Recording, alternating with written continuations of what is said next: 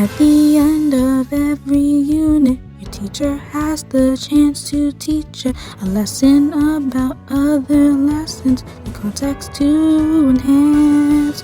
But what do you suppose my teacher had me to in place of? He skips the lesson, makes me present a digital LEQ. Elocution, historical evidence, reasoning that corroborates and advances. A complex thesis starting off the earth and Myers. Then I drop the screencast like a single that's fire. Student creator screencast free, like, subscribe, sure. You head out the junk read and Steve Heimer you can bear. If I get the most by 10 p.m. On the 5th day I won 500 bonus points, virtually guaranteeing me an A and AP world. So without much more fanfare, or but do I present my digital LEQ.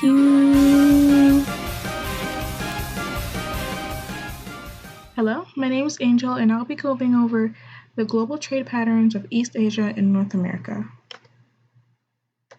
A big idea. How did the economic changes in East Asia and North America impact the regions?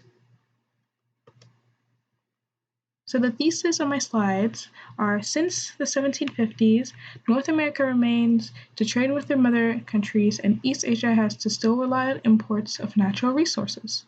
However, with the introduction of industrialization and the changes of economic influence among the regions, North America and East Asia trading patterns have evolved. Therefore, even though there are several continuities in their economies, the economic changes allowed for each of the regions to prosper in global markets in the present day. Contextualization. So the Industrial Revolution began in Britain during the late 18th century and spread to the rest of the world. The technological advances from Europe contributed to the immersive levels of production in the domesticated manufacturing and commercial agriculture, which allowed for the United States economy to greatly strengthen and reduce their dependence on imports, also allowing their population to increase in size. The Western industrial powers forced their way into the limited markets of China and Japan during the mid-19th century. Chinese and Japanese officials attempted to resist European imperial intrusion. China buckled under the weight of imperialism and domestic insurrection, while Japan adopted the military and industrial technology of the West, allowing them by the end of the 19th century to become an industrialized imperialistic power that is able to successfully resist foreign pressure. Globalization has been driven by the global expansion of multinational corporations in the beginning based in the United States and Europe, as well as the worldwide exchange for new developments in science, technology, and products. The General Agreements on Tariffs and Trade, or GATT, in the World Trade Organization provided a framework for negotiating and formalizing trade agreements and a dispute resolution process. The GATT and World Trade Organization also promoted free trade and elimination of tariffs, and harmonized intellectual property laws across the majority of nation-states, and supranational recognition of intellectual property restrictions. Multilateral trade agreements like the North American Free Trade Agreement, NAFTA, have also been signed in pursuit of the goal of reducing tariffs and barriers to trade. Asian countries have a greater openness to trade, foreign investors and visitors, and information from the outside world at the cost of sovereignty. During all of this, Asian countries have to balance between having the task of atoning the victims of the world economy and needing to balance the increasingly global political and cultural norms with the traditional values and identities. Sources and analysis. So this is a chart showing the camaraderie trade with the United Kingdom, the United States, and other foreign countries between the years of 1851 and 1900 from the Canada's external trade and net foreign balance. Okay.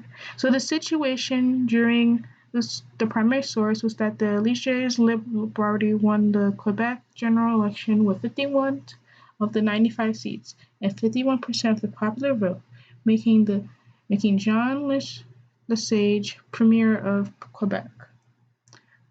The primary source is by O.J. Firestone as a way to analyze how the growth of Canada's economy was dependent on the exchange of natural products and the inflow of foreign capital. Reasoning and analysis.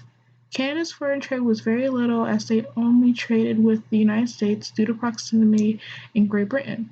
However, after the Canadian Federation formed and their external trades increased, Canada still maintained their trading relationships with these countries.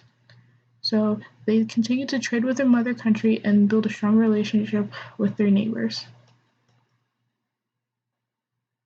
The next source is a quote from Commander M.C. Perry's letters from the President Millard Fillmore and the U.S. Navy Commander Matthew C. Perry to the Emperor of Japan between the years of 1852 and 1853.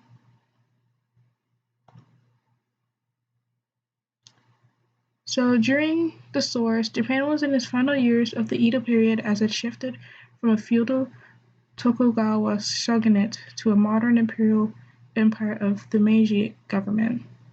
The primary source is by Commander M.C. Perry in an attempt to convince the Emperor of Japan to open up their ports and trade with the Western world. Reasoning and analysis. The Western industrialized powers forced Japan to enter a trade relationship, meaning that they had no other choice but to agree with the United States' demands and stray away from their seclusion policy. The change into an industrial nation allowed for Japan to experience rapid modernization and grow into an imperial power.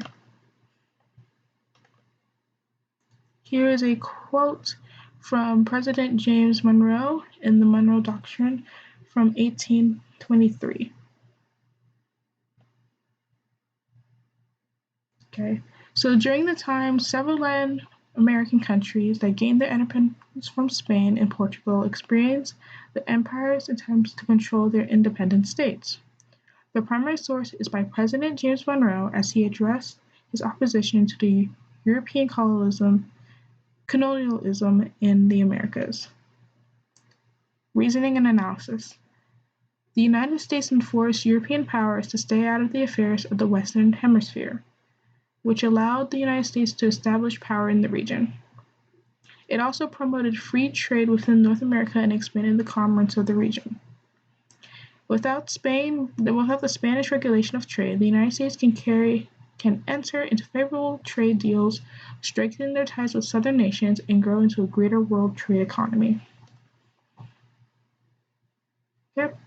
This chart shows 2,000 years of the economic history in one chart. All major powers compared by GDP from the year 1 AD from the visual capitalist. Reasoning analysis. East Asia had contributed a third to the global GDP before the Industrial Revolution. Industrialization led to the U.S. rapidly gaining their influence in the global economy. Globalization allowed East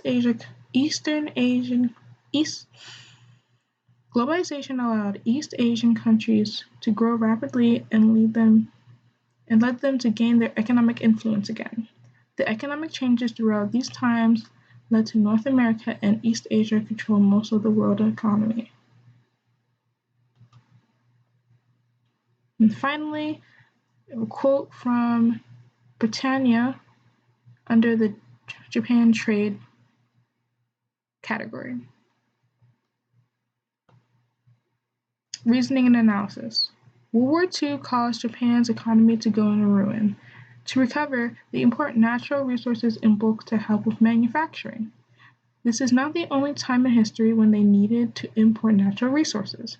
Despite the rapid growth of their economy, they continue to struggle with being self-sufficient in natural resources, so a large part of their imports are natural resources. So, within the global trade patterns, Common AP World themes found were technology and innovation, governance, and economic systems. So back to the big idea. How did the economic changes in Asia and North America impact the regions?